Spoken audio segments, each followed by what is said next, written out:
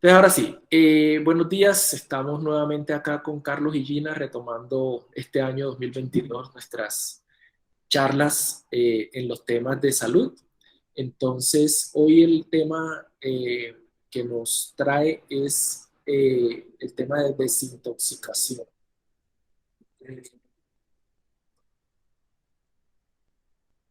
Poquito como vamos a tratar en una primera parte de la sesión de hoy, vamos a tratar de recordar, porque ya llevamos mucho tiempo que no hablamos, entonces vamos a hacer un barrido rápido sobre temas centrales que hemos tratado en estos meses iniciales y dónde estamos y hacia dónde vamos. Entonces, nosotros comenzamos, yo comencé hablándoles a ustedes a modo de introducción de lo que fue como la secuencia de pasos que me llevó a mí al estado en que este momento, en que estoy en este momento, digamos, bastante interesado por los temas de mi salud y las razones que me llevaron a eso. Después les dejé unas referencias que yo he revisado hasta ahora.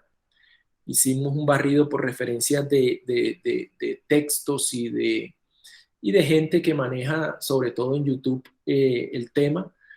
Eh, Después hablamos ya entrando en materia, la última sesión que tuvimos fue sobre macronutrición y esta sesión, yo quiero resaltar esa tercera sesión que tuvimos en diciembre.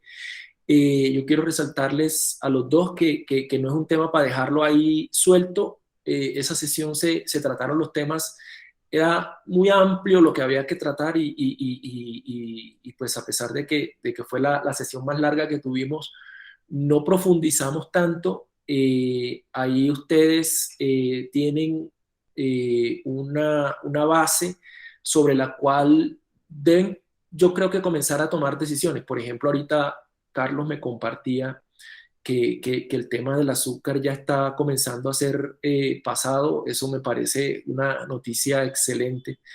Y adicional a eso, ahí en esa presentación ustedes van a ver otras recomendaciones y de pronto pueden surgir dudas. Entonces yo les pido que ojalá en estos días vuelvan otra vez a ver esa sesión. Esa sesión ahí está en el vínculo de YouTube que yo les dejé. Mírenla con calmita, pasito por pasito, de pronto hasta tomen notas de cosas y también ustedes mismos investiguen por su cuenta, revisen cosas por su cuenta. Eh, para que vayan tomando decisiones de qué quieren comer y qué quieren comer que les guste y que les sirva y que no tenga tanto riesgo y que les pueda causar daño. Entonces, yo creo que a esta tercera sesión se le puede sacar mucho jugo. Entonces, los invito a eso, a que le saquen mucho jugo a esa tercera sesión, que la revisen. Si quieren, yo podría o sea, ustedes le pueden sacar de pronto pantallazos a las diferentes momentos en las recomendaciones que yo les hago ahí y entrar a revisarlas de verdad. Entonces, esa es como la invitación. Y ahora estamos en ¿cierto? En el de la desintoxicación. Ahorita miramos de qué se trata. Vamos a seguir la siguiente sesión con una sesión que de pronto no les va a gustar mucho a Carlos y a Gina, con la parte de ejercicio, pero pues van a ver que la cosa no es tan grave y hasta chévere. Eh, Después vamos a comenzar a hablar de ayuno, que ya ustedes, yo pues por unas tareas que les he puesto, ya ustedes han comenzado a manejar el tema ayuno. Yo sé que Gina lleva juiciosa en eso bastante tiempo. Entonces vamos a tratar de como que entrar bien en ese mundo para que lo aprovechemos mejor. Y pues finalmente los últimos temas, el tema de mente y alma, el tema de micronutrición, también otro tema al que nos tocará en su momento dejarlo ahí, y porque es un tema extremadamente amplio, pero dejarlo ahí y sacarle jugo. Una posibilidad del tema de los suplementos, eso ayuda. Yo realmente no era muy amigo de los suplementos hasta hace 6 meses, la verdad. Pensaba que no tenía por qué meterme en ese cuento. No estoy tan tan pro como Astrid, por ejemplo, que ella sí es una pro en suplementos, pero yo ahí más o menos estoy haciendo unos pinitos. Y finalmente el último tema para cerrar esto es el tema que a mí me parece más bonito, que es el tema de ayuno prolongado. Y ya con eso ya cerraremos esta propuesta. Entonces, nuevamente, recordando un poquito de qué es lo que a donde queremos llegar acá, eh, nosotros tenemos, si nuestra dieta se basa en azúcar y en harinas y en carbohidratos como tal, eh, tenemos un problema que se llama inflexibilidad metabólica, es decir, que el cuerpo se vuelve azúcar dependiente o, digamos, carbohidrato dependiente. Y resulta que el tanquecito que nosotros tenemos de carbohidrato es muy chiquito en el cuerpo. Y entonces tenemos que estar cargándolo permanentemente y por eso nos toca comer permanentemente. Pero si nosotros damos el pasito a usar nuestro tanque de verdad de reserva de energía, que es el tanque de grasa, eh, ahí pasaremos a un segundo estado y es a usar la grasa a través de un fenómeno que pues ya lo hemos hablado, que se llama cetosis y eso nos lleva a la flexibilidad metabólica. Eso es una transición que posiblemente, digamos, de pronto no necesariamente vamos a llegar a esa meta, sería un ideal de pronto, eh, pero que en ciertos momentos es muy bueno hacerlo. Yo en este momento les comparto que yo ya estoy, digamos, prácticamente el 80% de mi tiempo, mi cuerpo se maneja en cetosis y incluso hago deporte en cetosis. Y realmente la experiencia que yo tengo es asustadora porque yo no entiendo cómo en toda mi vida le tuve tanto miedo a hacer deporte, por ejemplo, sin comer, por ejemplo. Eso es un miedo que yo tuve mucho. Y ese miedo ha quedado bastante revaluado. Bueno, en su momento lo hablaremos. Y pues eso es la meta. O sea, tratar de que nosotros a punta de metabolismo hagamos que nuestro cuerpo queme grasa y también que podamos de verdad quemar grasa por ejercicio, no esa grasa mentirosa, esa que se pone a veces la gente que se pone la bolsa en el cuerpo y suda la bolsa y cree que con eso está quemando grasa. Es de las mentiras más grandes que hay. Si el cuerpo no está adaptado metabólicamente, no quemamos grasa. Eso ya yo lo comprobé eh, y se puede. En mi caso fue relativamente fácil por el tema de que pues yo hago bastante ejercicio, pero pues yo creo que se puede. Entonces, para recordar cuál es la idea del por qué estamos aquí, y quisiera barrer nuevamente estas frases que conversamos creo que fue como en nuestra segunda sesión de estos textos antiguos, que son frases atribuidas a Jesús, pero pues realmente no hay mucha certeza de eso, pero independientemente del tema, son frases cada una de ellas es extremadamente sabia en cuanto a recomendaciones de salud y yo también les diría que vale la pena que las retomemos, no textualmente, o sea, no se trata aquí de poner una doctrina, pero sí mirarlas en su fondo, porque son la verdad que son muy prácticas. La primera, el tema de la preparación de los alimentos. No comerás carne de animales ni de otros animales cocidos a una temperatura mayor a la del cuerpo. No comas alimentos quemados, helados, descompuestos, pues te quemarán el Adán y corromperán también vuestro cuerpo. No comáis hasta no poder más. Tomad cuenta de cuánto hayáis comido cuando os sintáis saciados y comed siempre menos de una tercera parte de ello. Es como les digo, este es un ejemplo, no necesariamente uno tiene que comer hasta quemar saciado y después solamente comer poquito, sino sí definitivamente no comer hasta que se le pare el ombligo, eso sí. Tiene inclusive razones de fondo científicas. No obstaculicéis la obra de los ángeles en vuestro cuerpo comiendo demasiado a menudo. Quien come más de 2 veces diarias hace de él la obra de Satán. Comed tan solo cuando el sol esté en lo más alto de los cielos y de nuevo cuando se ponga. Lo mismo. Esto es de lo más sabio que hay. El problema es que cuando comemos cosas que tienen azúcar o cuando comemos cosas con mucho carbohidrato, esto no se puede hacer. Yo no puedo pasar de 5 o 6 horas sin comer porque me da mucha hambre. Pero comiendo bien se puede lograr y comer en ventanas cortas de tiempo, un par de veces al día, hasta 3 veces al día, pero en ventanas cortas de tiempo es una maravilla. Sobre el modo, cuando comáis, respirad larga y profundamente todas vuestras comidas para que el ángel del aire bendiga vuestro alimento y masticadlo bien con vuestros dientes para que se vuelva agua y que el ángel del agua lo convierta dentro de vuestro cuerpo en sangre. Y comed lentamente como si fuese una oración que hicieses al Señor. Pues en verdad os digo que el poder de Dios penetra en vosotros si coméis de tal modo en su mesa, mientras que Satán convierte en ciénaga humeante el cuerpo de aquel a quien no descienden los ángeles del aire y del agua en sus comidas. No creo que haya comentarios necesarios acá. Sobre el estado interno, conectado con lo anterior, hay que comer en paz. Cuando coméis con tristeza y con ira y sin deseo, se convierte en veneno en vuestro cuerpo, pues el aliento de Satán lo corrompe todo. Y nunca os sentéis a la mesa de Dios antes de que Él os llame por medio del ángel del apetito. Comer cuando tenemos hambre, comer en paz, no comer con rabia, no comer de afán.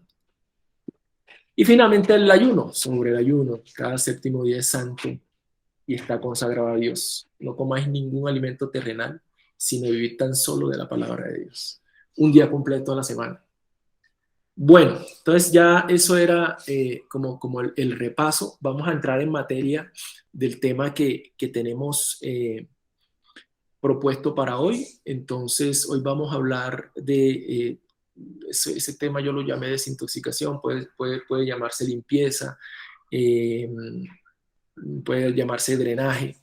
Aquí en esta foto, para introducción, yo he puesto un ejemplo de las estructuras, de algunas estructuras que tiene nuestro cuerpo. Allá al fondo, un poco borroso, esa estructura que se ve allá es el tema muscular.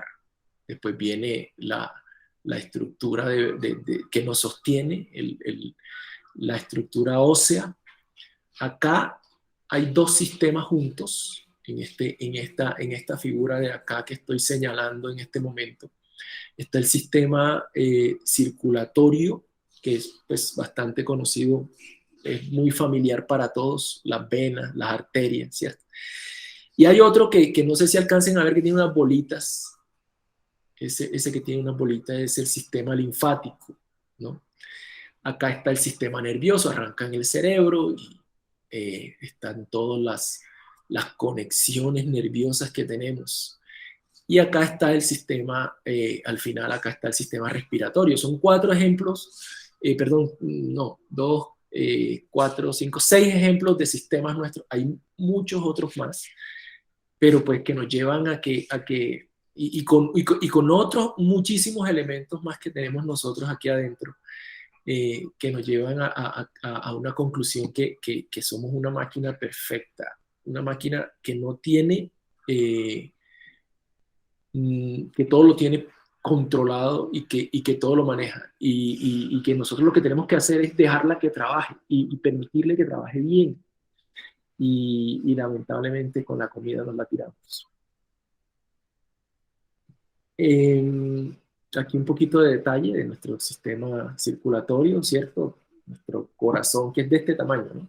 El corazón es el corazón de una persona para que más o menos tengamos idea, ¿no? El tamaño del puño cerrado de una persona es casi el tamaño de su corazón. Y está funcionando todo el tiempo al mismo ritmo. Y si lo enriquecemos, nos da vida muy, muy, muy, muy, muy larga. Y ese sistema de llevar esa sangre hasta los puntos más lejanos del cuerpo de uno, incluso en contra de la gravedad, se lo lleva para el cerebro, y con la fuerza perfecta para llevarlo hasta el último capilar que le da la sangre a cada celulita, y después devolverlo a través de las, de las venas, otra vez depurarlo por allá en algunos sistemas de depuración que hay, el hígado, el riñón, el vaso, el vaso. Bueno, es realmente es toda una sinfonía perfecta y una armonía perfecta de cosas. El sistema circulatorio está compuesto de unas células que son una maravilla, que son las únicas células que no dependen de aire para vivir, y son las células que llevan el aire. Los glóbulos rojos son células que, entre comillas, nosotros podríamos llamar, si se le quiere dar un nombre peyorativo, podrían ser células pseudocancerígenas, porque las células del cáncer tienen la particularidad que ellas no respiran aire, eh, y son muy adictas al azúcar. Las células que llevan el aire al cuerpo, los glóbulos rojos, ellas no respiran aire, no son adictas al azúcar. Eh, pero digamos que sí tienen esa similitud, y es la solución perfecta. O sea, son los transportadores de oxígeno, pues ellas no pueden consumir oxígeno. Imagínense que las células de los glóbulos rojos consumieran oxígeno, pues tendrían un conflicto grave, tendrían su medio de vida sería infinito, y pues crecerían infinitamente. Entonces esas células se quedaron ahí. Las demás evolucionaron, las demás células de los seres que desarrollaron ese consumo de oxígeno como su materia prima, se desarrollaron, pero dejaron estas específicas para que les transporten el oxígeno. Bueno, esa es un ejemplo de las maravillas que están dentro de ese sistema circulatorio. Es uno nomás, uno pequeñito, para simplemente seguir en esta idea de las cantidades de maravillas que tenemos por dentro. Otro ejemplo es ese órgano que está ahí. No sé si alguien alguien pueda identificar cuál es. Aquí hay unos pulmones. Aquí en esta parte derecha, esa es la parte derecha del cuerpo, está el hígado. Acá abajito está el páncreas, este es el intestino acá abajo, y aquí a la izquierda está el corazón. Pero a la izquierda del corazón, bueno, y detrás están los riñones. No sé si los alcanzan a ver. Aquí hay uno, acá está el otro, acá en esta parte están los riñones. Pero este que está aquí en la parte izquierda, no sé si alguien que está ahí escuchándome me pueda decir si lo puede identificar, este que está bien resaltado ahí.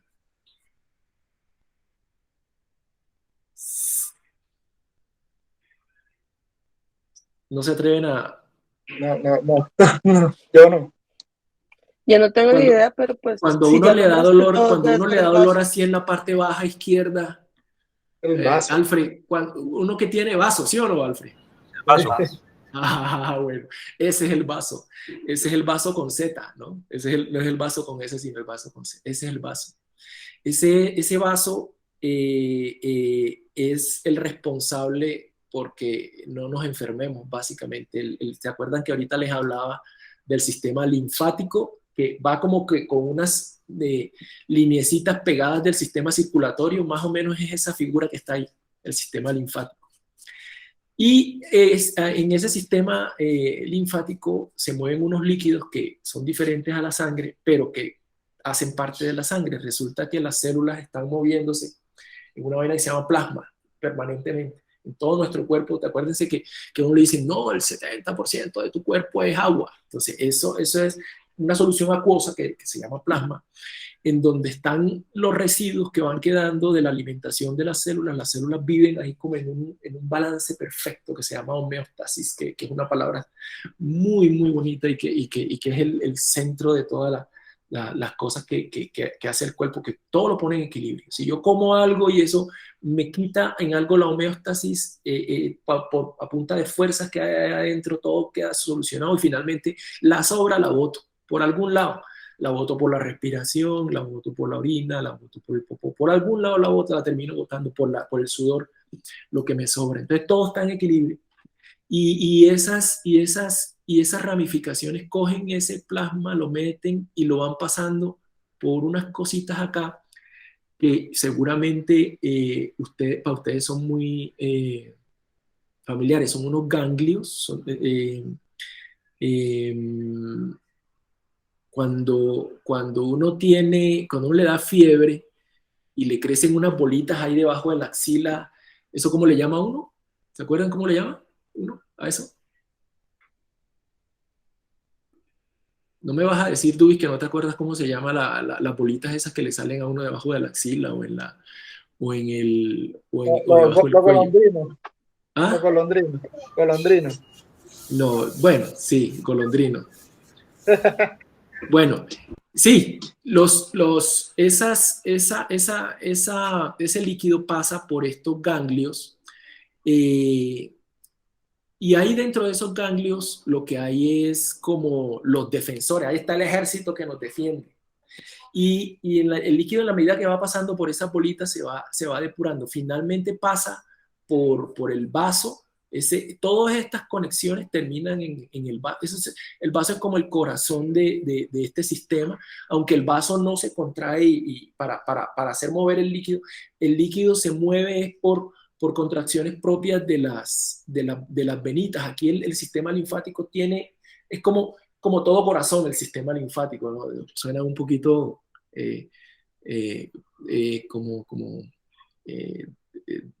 novela rosa, pero sí, el sistema linfático es todo corazón, porque todo se mueve, y se mueve para estar moviendo ese líquido hasta la cabeza y hasta los pies, ¿no? Para poder moverlo bien.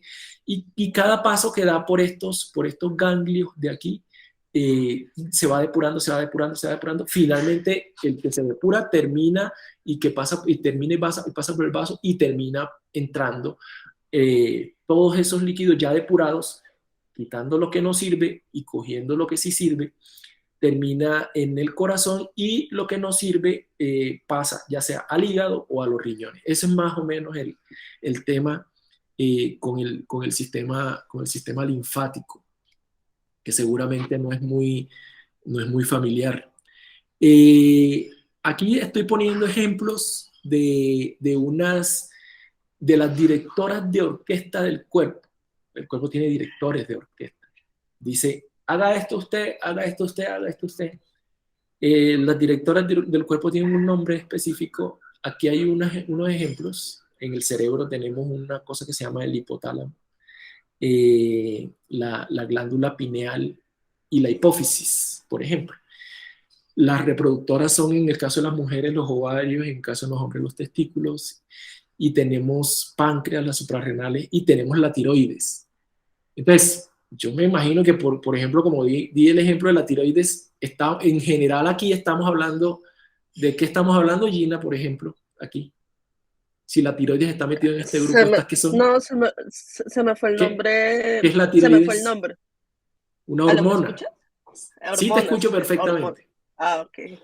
¿Cierto? Sí, no, se me fue el nombre, sí, son las hormonas. Las hormonas. Las hormonas son las glándulas del sistema endocrino. Entonces, los endocrinólogos se especializan específicamente, duran años estudiando esos. ¿Cuántos son? 1, 2, 3, 4, 5, 6, 7, 8, 9, 10, son no mucho más de 10 cositas, bolitas que tiene uno en el cuerpo, chiquitas, todas así, chiquitas, todas esas son el hipotálamo, la glándula pineal, la hipófisis. Pues los ovarios y los testículos son muy familiares. La tiroides queda aquí, es un par de bolitas aquí, chiquiticas, que quedan aquí en debajo del mentón, en el cuello debajo del mentón. Las glándulas suprarrenales quedan encima de los riñones y el páncreas es un cosito chiquito que queda debajo del estómago, perdón, debajo del hígado. Y todas esas lo que hacen es dirigir a toda la sinfonía. Entonces ella, sobre todo la tiroides es la gran maestra. Cuando la tiroides manda señal, todo el mundo trabaja, pero todo el mundo trabaja. Por eso es que tener la tiroides alta o tener la tiroides baja es un desorden terrible. Se vuelve loco todo el mundo. Y lamentablemente los médicos tratan estos problemas a veces, por ejemplo, cuando el páncreas no trabaja bien, es cuando no estamos mandando suficiente insulina al cuerpo, o cuando estamos mandando insulina, el cuerpo no responde, por ejemplo, que esas son esas enfermedades asociadas a la diabetes y eso, y la tiroides, y resulta que los médicos, en lugar de tratar de mirar a ver cómo resuelven el problema, lo que hacen es, en lugar de enseñarle a pescar al cuerpo, lo que hacen es darle el pescado directamente. O sea, con la tiroides, por ejemplo, lo que hacen es darle hormona. Es una cosa increíble y terminan tirándose la tiroides. Las personas que a lo largo de muchos años toman medicina para la tiroides terminan con unas tiroides que parecen medio frijol. Las atrofian completamente y el cuerpo queda dependiente absolutamente de la medicina. Y bueno, pero pues es un poquito curioso esa aproximación, pero esa es, y hay otras posibilidades de resolverlo, pero bueno.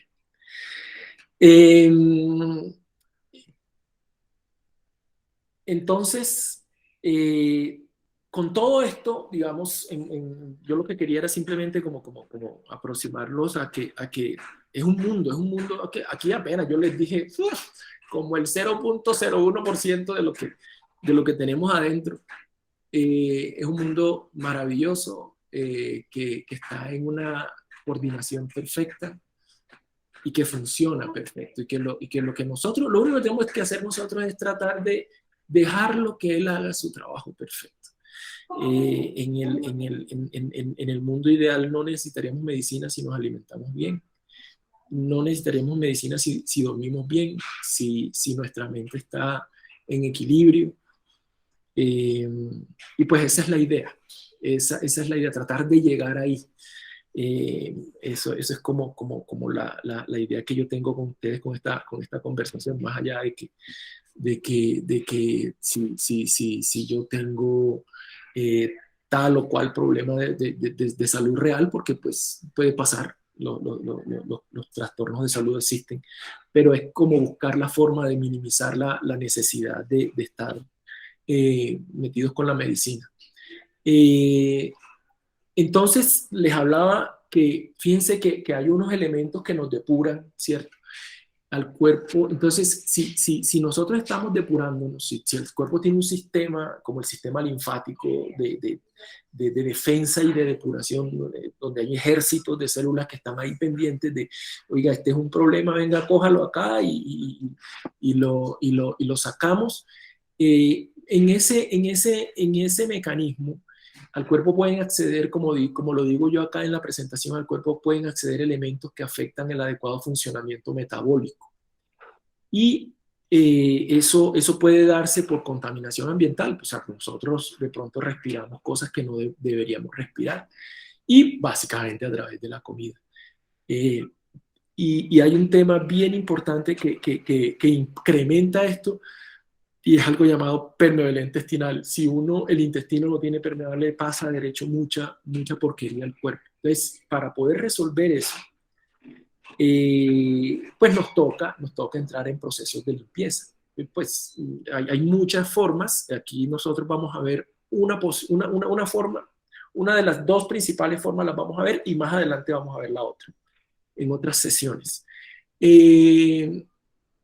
Pero volviendo a este tema de la permeabilidad intestinal, nosotros le causamos al cuerpo, como nosotros tomamos la decisión, para los animales normales, comer no es un tema de decisión, sino es un tema intuitivo. Entonces ellos comen lo que queda bien comer y lo que evolutivamente es óptimo para su comida. El tigre come carne cruda, que es lo óptimo para su metabolismo. El leopardo come carne cruda, que es lo óptimo para su metabolismo. El oso eh, pardo americano come grasa y comida de animales también crudo, porque es lo óptimo para su metabolismo. Y el metabolismo de ellos, de esos animales que yo les he mencionado, es exactamente igual al metabolismo de un ser humano. Una vaca come permanentemente pasto porque eso es lo que se ha optimizado en su metabolismo. O sea, lo que quiero decirles es que un ser humano, o sea, metabólicamente es igual a estos, no, podríamos estar en los dos extremos. Un ser humano podría perfectamente alimentarse de vegetales, un ser humano podría perfectamente alimentarse de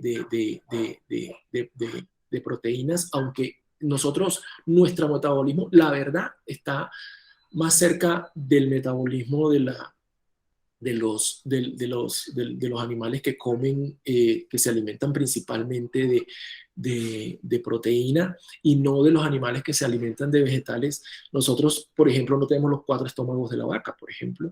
Entonces, digamos que estamos más cerca del otro, pero también podríamos, y hay evidencia de que ha habido por decenas de miles de años comunidades que han vivido de vegetales, comunidades humanas. Aunque realmente la verdad es que estamos más cerca del tema de proteínas que el tema de vegetales en nuestra alimentación. El problema es que nos alimentamos mal, le metemos como nosotros tomamos la decisión, no es una cosa que venga decidida ya por evolución. Este es el problema. Si nosotros comiéramos lo que la evolución nos dice, pues de pronto no estaríamos aquí en esta presentación y no tendríamos internet y no tendríamos, pues porque seríamos seres sin inteligencia, pero pues la inteligencia tiene sus problemas y el principal problema de la inteligencia es que nosotros nos causamos la enfermedad. Aquí les voy a dar algún ejemplo de cosas que comemos y que nos causan daño y nosotros no tenemos ni idea que nos causan daño. Hay algunas proteínas. Las proteínas son un universo gigante de variedad y en ese universo gigante de variedad hay unas maravillas de proteínas, hay unos venenos. Hay incluso proteínas que matan a la gente.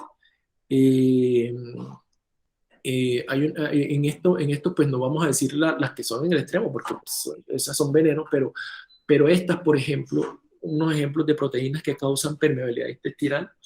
La glutelina es la proteína del gluten, y pues yo creo que ya el gluten es perfectamente una referencia para todo el mundo aquí en esta presentación. El gluten nosotros lo relacionamos con el trigo, pero realmente en mayor o menor medida casi todos los cereales tienen glutelina.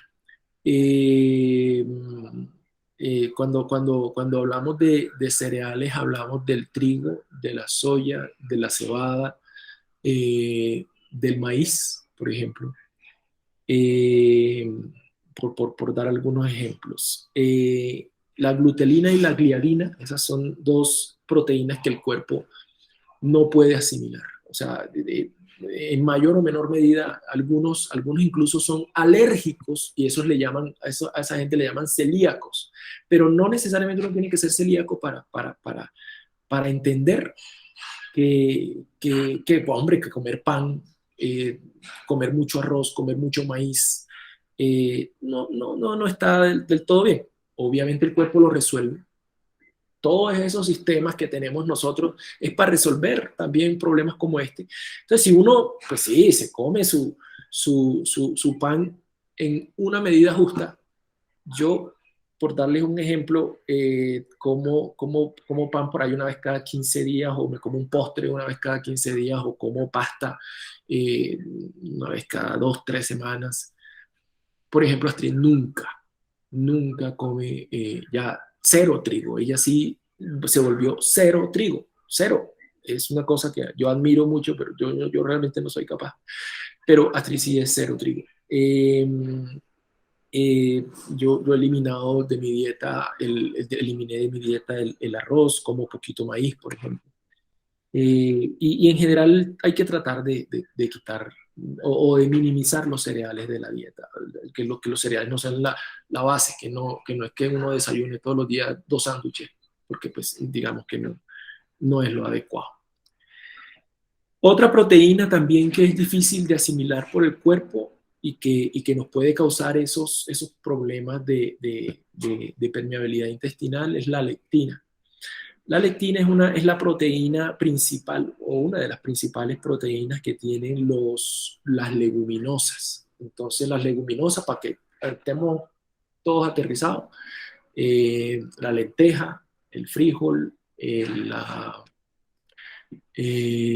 todas esas cositas chiquitas, ¿cómo se llama? Una que le gusta aquí bastante aquí a la gente, aquí a los cachacos, los garbanzos se llama esa. Esas leguminosas tienen estas lectinas que también, lo mismo, son proteínas que el cuerpo no asimila bien. Yo no sé si a ustedes les pasa que cuando comen frijol, pues el cuerpo, el estómago se hincha. Ahí el estómago está en un proceso de solucionar ese problema de ese exceso de lectinas y está luchando contra eso, básicamente. Con todo respeto a mí, la doctora me decía cuando yo le decía eso, ella me decía, tranquilo, eso, la leche y leche y los frijoles, eso es peos y no más, no te preocupes que eso no es grave. Sí, pues la verdad es cierto, el cuerpo lo resuelve, pero pues es cuestión de que seamos conscientes de eso y pues tratar de ayudarlo, es simplemente el mensaje, ¿no? Entonces, lo mismo, tratar de que estas clases de cosas no sean la base de la alimentación. Por ejemplo, la gente que es vegetariana basa mucho su alimentación en proteínas a base de leguminosas y entonces lo que está haciendo es generando una bomba que puede terminar causándole permeabilidad intestinal, que por fortuna, como esas personas, digamos, vegetarianas no consumen carne y eso, la permeabilidad intestinal no termina siendo un problema tan grave, porque la permeabilidad intestinal es peor cuando uno consume grandes cantidades de carne. Otra es la caseína, otra proteína también que tiene el mismo problema. Esta está en la leche. La caseína está en la leche y en sus derivados, o sea, en los quesos, en el yogur, en la mantequilla. Entonces, sobre todo una que es tipo A1, hay una caseína que es A2, tipo A2, que es la caseína de la leche materna, por ejemplo, el ser humano toma una caseína que es buena. Por ejemplo, hay otra leche que es la de vaca, perdón, que es la de cabra, que también tiene esa caseína similar a la de la leche materna. Entonces, en principio, a uno debería, si quisiera, preferir la leche de cabra en lugar de la leche de vaca, aunque por ejemplo en el caso mío cualquiera me cae terrible, entonces yo no tomo ninguna de esas. Pero uno puede, digamos, resolver ese problema de la caseína y de la lactosa de la leche, que también es otro problema. No necesariamente uno tiene que ser intolerante a la lactosa para no digerir bien la lactosa. La lactosa nosotros no tenemos, el cuerpo humano no tiene las suficientes partículas para asimilar bien la lactosa, eso se llaman enzimas para asimilar bien la lactosa. El cuerpo humano normalmente no tiene suficiente lactasa, que es la enzima para asimilar la lactosa, y entonces volvemos otra vez a lo mismo. Entonces, ¿cómo resolvemos esto? En el caso de este tema de la caseína y de la lactosa se elimina si uno come un alimento basado en leche, pero que sea procesado, que sea ya llevado a que se le eliminó la lactosa, como los quesos, por ejemplo. En los quesos se elimina la lactosa. En los yogures, pues obviamente los yogures que no son con fruta y dulce y no sé qué, sino los yogures sin sabor. Y en eso ya el proceso los ha llevado a que se elimine la lactosa y la caseína en esos, sobre todo en los quesos que son madurados, los quesos que son frescos, el queso costeño, el queso, el que le llaman campesino, el queso, incluso hasta el queso mozzarella con un poquito menos, porque el queso mozzarella sí tiene alguito de maduración. Esos quesos que son frescos, que no son madurados, digamos, tienen bastante caseína, pero digamos que ahí el consumo debería ser moderado. Los otros quesos, los que sí son bastante madurados, lo que hacen es que entran unas bacterias y se comen esa caseína y hacen que esa caseína no esté tan disponible en el queso, aunque sí, digamos, hay, pero se reduce sustancialmente, y por eso es más fácil y se asimila mejor uno comerse un queso maduro, comerse un pedazo de queso parmesano, un pedazo de queso. Yo tengo varias referencias ahí, si quieren lo miramos. Eh, el problema es que son carísimos, pero bueno, yo le digo a Astrid que, pues, o sea, El si paipa, uno, ¿no? lo primero, ¿el qué? El paipa, Ah, el no queso sé si el queso paipa. paipa, no sé si el queso paipa es madurado, pero si es madurado, sí, claro, claro. Yo he comido el queso paipa, no sabía que tenía un proceso de maduración. Hay un queso inglés que se llama Gouda. No, perdón. Sí, no, ese es holandés. El queso Gouda es holandés. El cheddar es el inglés, se llama cheddar. Pero el Gouda también, también son quesos madurados. Y el parmesano es el papá de los quesos. Eso es una maravilla. Eh, y los yogures también, es lo mismo. O sea, a los yogures les ponen unas bacterias que se comen esa caseína para poder vivir y entonces hacen que la caseína esté menos disponible. Entonces, si uno va a comer lácteos, es preferible migrar hacia lácteos que en la medida de lo posible estén madurados. Otros compuestos con los que tener cuidado y que nos pueden causar ya no permeabilidad intestinal, sino otra clase de problemas. Voy a dar un par de ejemplos ahí. Realmente aquí hay muchas cosas para mirar, pero simplemente esto lo estoy tomando para llevar a que tratemos de reducir en la medida de lo posible la ingesta de estas cosas o comerlas en forma un poquito inteligente. Y ahorita miramos acá con estos que vienen de los principales nutrientes, que son las hojas verdes. Las hojas verdes tienen un compuesto que se llama oxalato que hace que si uno se come, por ejemplo, una ensalada, ¿cierto? Por ejemplo, uno se come una ensalada y está tratando de comer calcio, entonces como, si uno quiere calcio, una forma de comer calcio es comerse una taza de yogur con fruta, por ejemplo. Ahí hay mucha vitamina y hay mucho calcio, sobre todo. Entonces, si uno se come eso y al lado se come una ensalada con espinaca y con tomate y cebolla, uno dice, uy, qué comida tan saludable. El problema es que sí, es saludable y seguramente es buena, pero el problema es que esos oxalatos que tiene la espinaca que uno se está comiendo, el calcio lo disuelven y se va derecho por las vías, por los excrementos y por la orina, ¿sí? Entonces, eso es un problema, o sea, comer verduras, sobre todo verduras de hoja verde, con la comida principal, sobre todo, con la comida, digamos, por ejemplo, en mi caso la comida principal es el desayuno. Yo no como verduras en el desayuno, como verduras en el almuerzo, que para mí es una comida secundaria, complementaria. Entonces, si ustedes tienen una comida que dicen, con esta comida es con la que yo quiero alimentarme, conscientemente con esta comida me quiero alimentar, escuché un sonido, yo les comento que yo no estoy viendo las cosas que pasan en nuestro chat. Si alguien levantó la mano o algo, pues puede hablar directamente porque yo no los estoy viendo. Fui yo. Dale. No, yo sé que, yo ya les he comentado que a mí me dieron cálculos renales hace como 2 años, ¿te acuerdas? Que estuve pues mucho tiempo con el tema de los cálculos y las cirugías y todo el cuento, entonces me han tenido como en un proceso de cuidarme bastante de lo que producen los cálculos. Y esta semana tuve la reunión con el médico y no sabía, y yo comiendo espinaca, acelga, brócoli, y resulta que todo eso es que es mortal.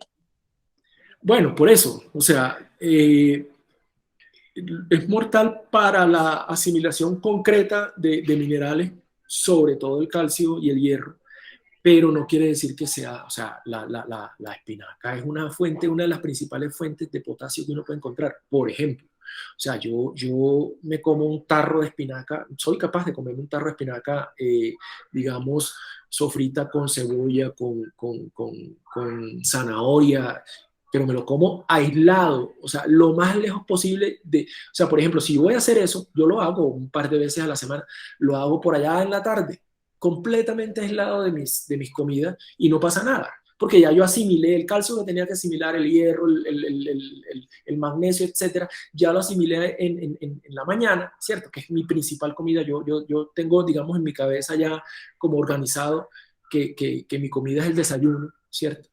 Mi comida principal y a veces mi desayuno es el almuerzo. Entonces, en unos días mi desayuno es el desayuno y después almuerzo y otros días mi desayuno es el almuerzo. Y ahí yo trato de concentrar conscientemente lo que yo quiero que el cuerpo reciba y entonces ahí yo no como verduras. Pero igual las como, igual son importantes, igual son necesarias, son fundamentales. Uno comerse un plato que tenga muchos colores, eso es, además de ser una maravilla, el pimentón es una maravilla. Les digo, la zanahoria, la cebolla, la selga, no, pues es que eso, yo la lista se la di en la presentación pasada, allá la tienen. Son una maravilla, pero hay que buscar los momentos por esta razón. Y no es que te acaben con el calcio y Gina, sino que si tú las comes al tiempo, la absorción se inhibe. Ese es el tema. ¿Ok, Gina? Otro, y este sí está en todas partes. Este sí, mejor dicho, casi que no hay un alimento que no tenga histaminas. Las histaminas, yo me imagino que para ustedes son familiares. En algún momento han escuchado hablar de los antihistamínicos, ¿cierto? No sé, o estoy equivocado. Por ejemplo, Alfred, que es el más chiquito aquí.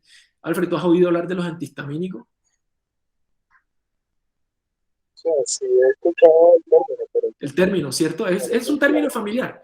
Son medicinas que se usan para curar alergias. Cuando una persona, digamos, se come, yo he visto casos, una persona que se come un pedazo de cerdo y la boca se le pone así grandota. Por ahí hay una persona que yo conozco, y no voy a decir su nombre, que está escuchándome, que le pasa, que yo he visto que le pasa eso.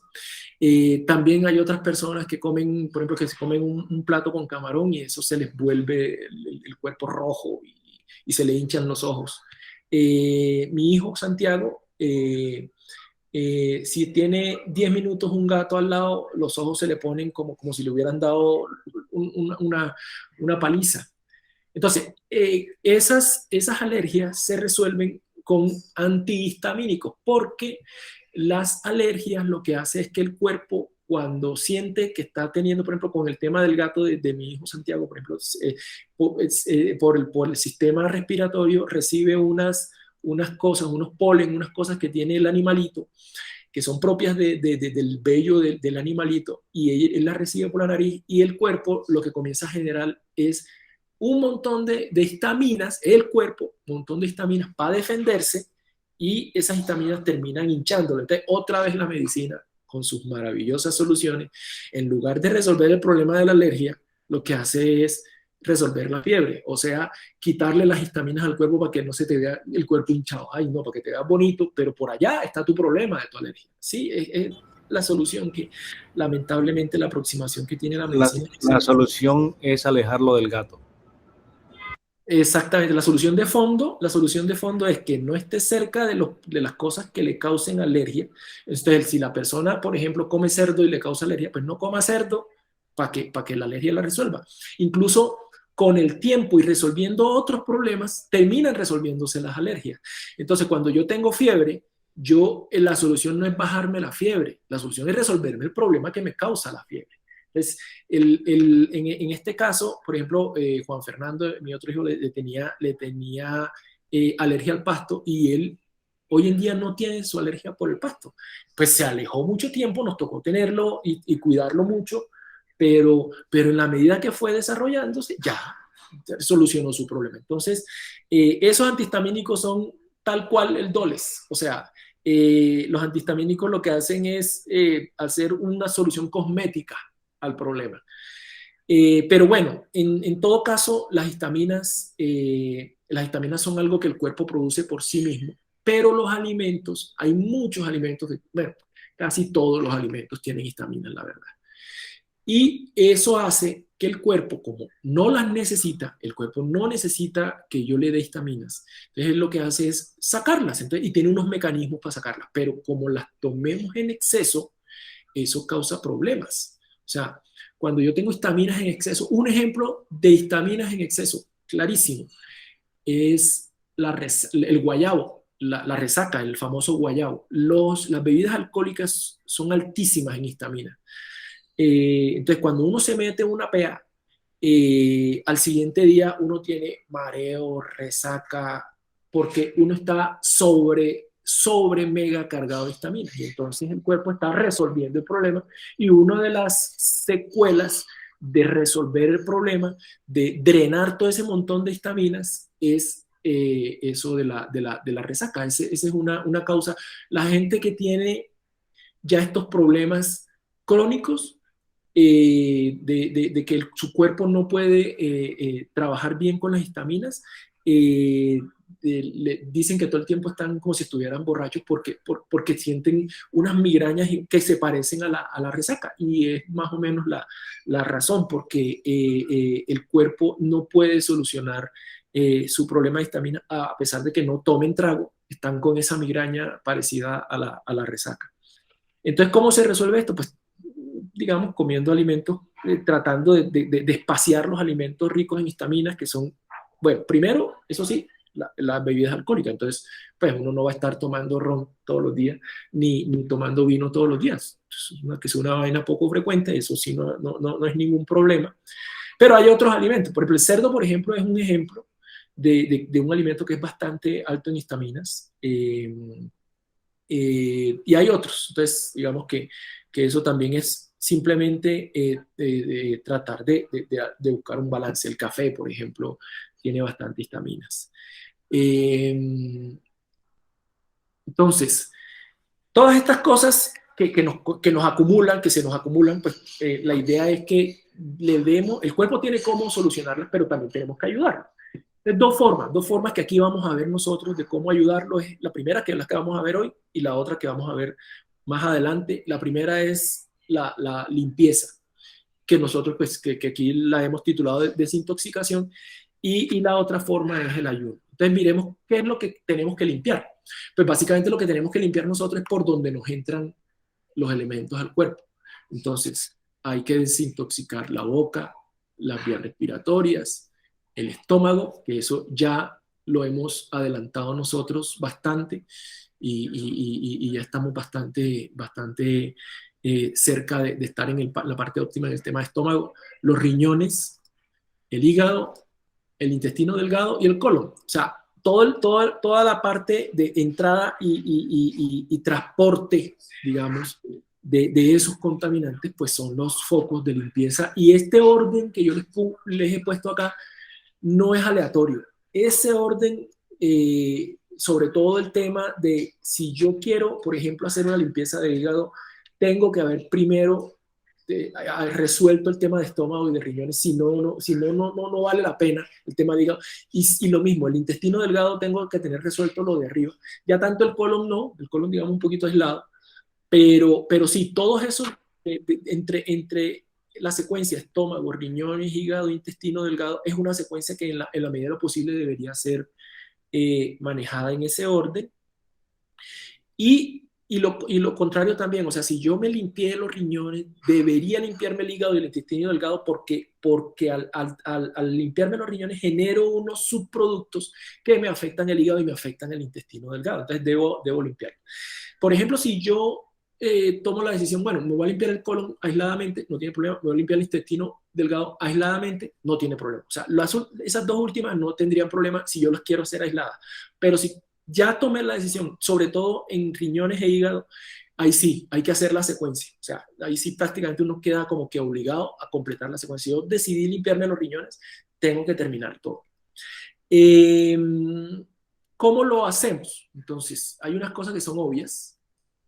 En el caso de la boca, por ejemplo, pues la desintoxicación de la boca sí es muy simple. La desintoxicación de la boca es cepillarse los dientes. O sea, eso tampoco tiene mayor misterio.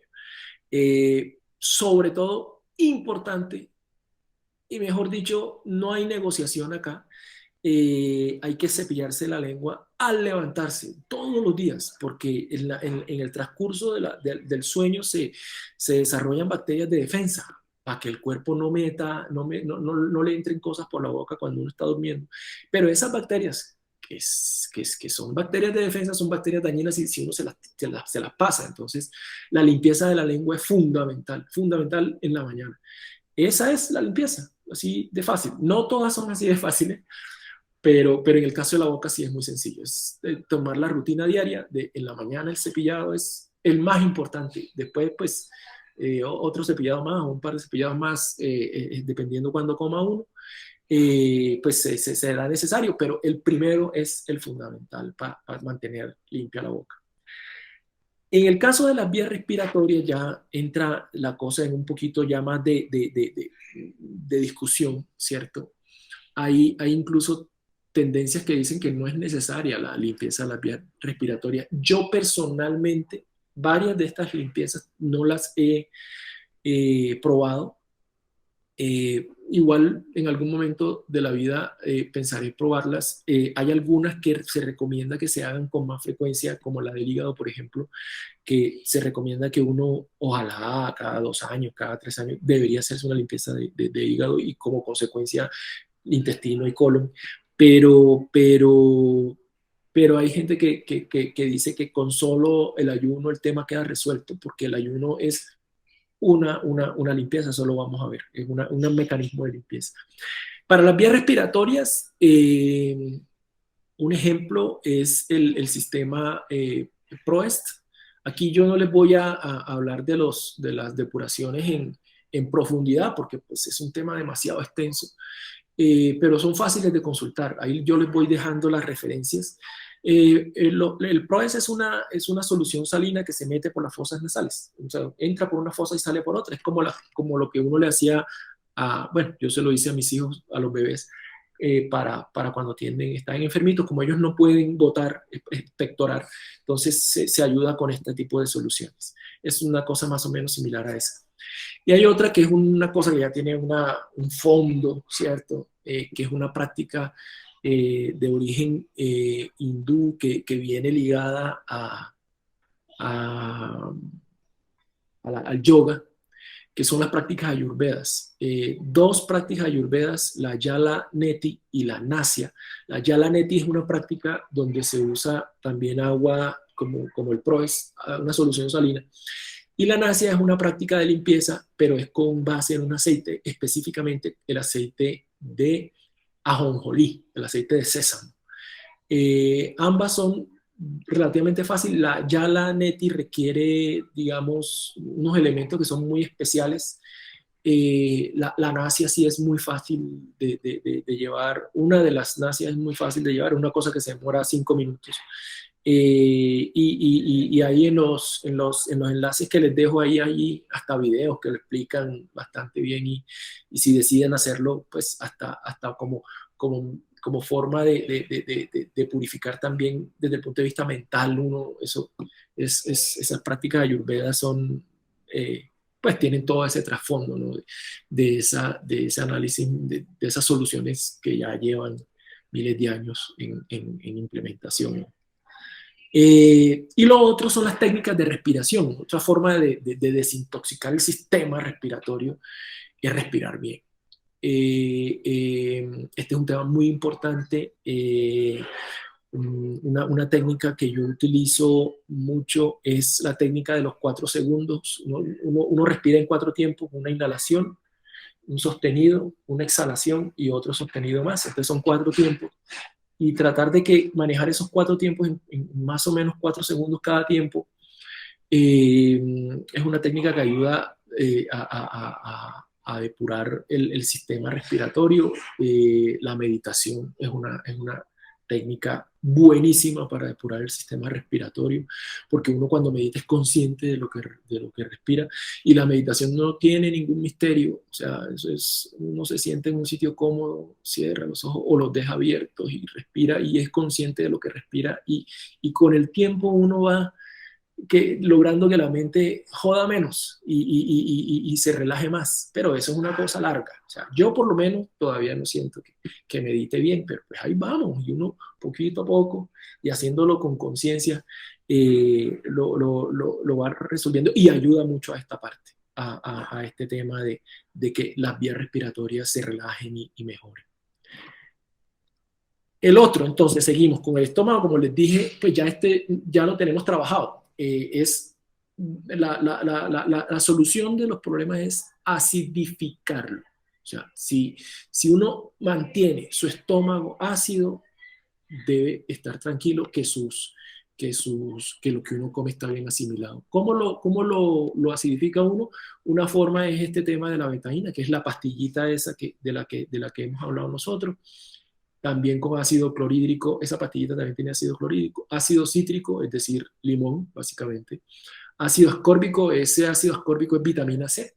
Entonces, uno de esos ácidos uno se lo come antes de la comida y logra que el estómago siempre esté listo, siempre listo para recibir bien los alimentos. Esta referencia es el artículo que ya ustedes conocen, o sea que en este caso pues ya este tema sí ha sido avanzado por nosotros.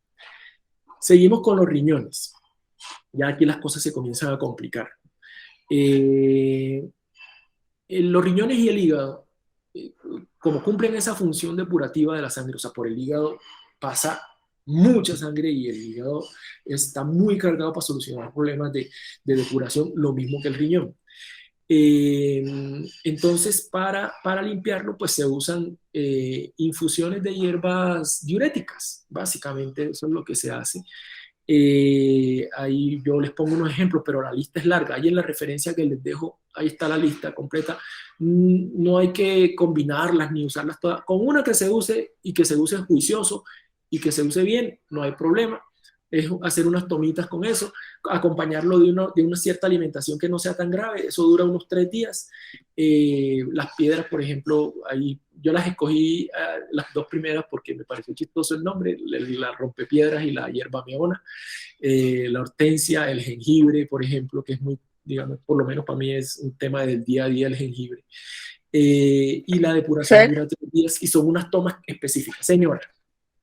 Ahí quiero como la claridad porque pues me ha pasado varias veces. Creo que cuando uno toma diuréticos, el secreto es tomar cantidades de agua grandísimas. Es decir, al tomar Sí, un diurético tienes que estar acompañado por lo menos de 2 a 3 litros de agua diarios.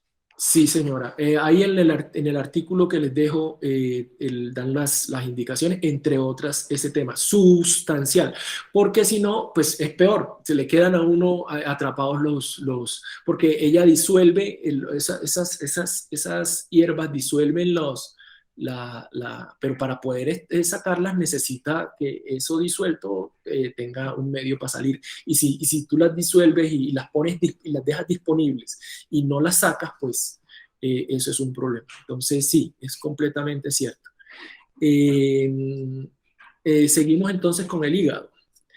En el caso del hígado, el hígado tiene unos conductos que son conductos biliares, donde termina, por esa, digamos, capacidad de limpieza del hígado, terminan teniendo también cálculos. Lo mismo que pasa con el hígado, que los cálculos en el hígado son principalmente por calcio, ¿no?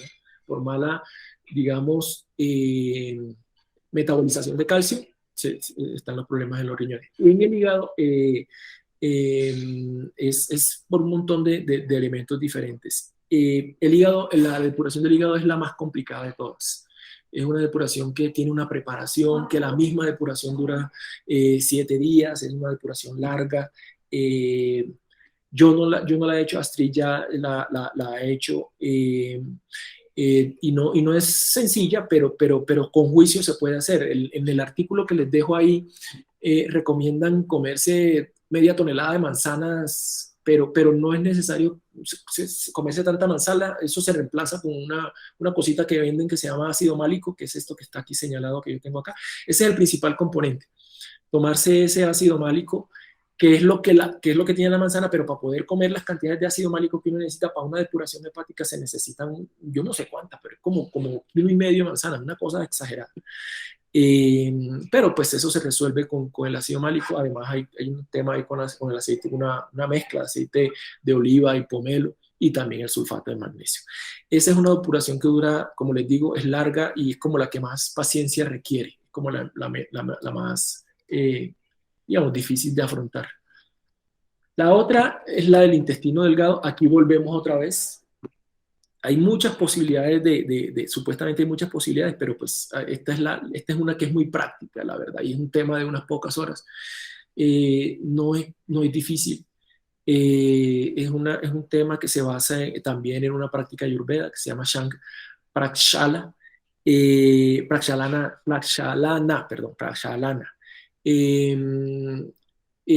Se usa solamente sal y agua. Ahí pues están las instrucciones en ese enlace también. Y es un tema de unas horas. También es de paciencia.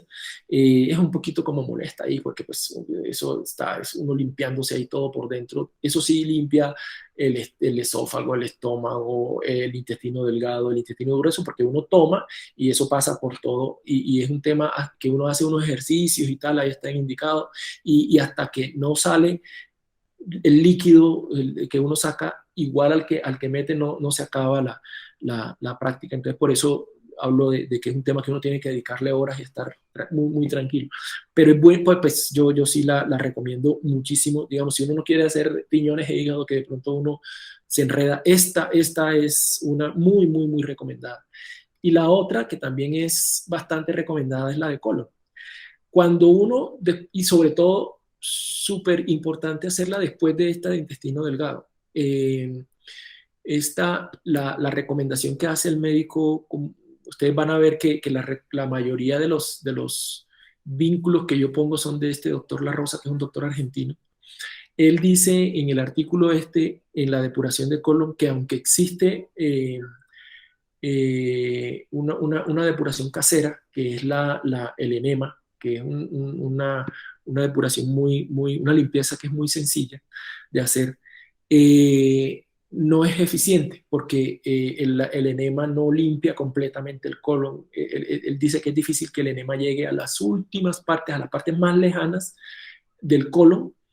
Es difícil que el enema llegue, por eso él recomienda esta depuración, pero esta depuración que es la depuración que se llama hidroterapia colónica.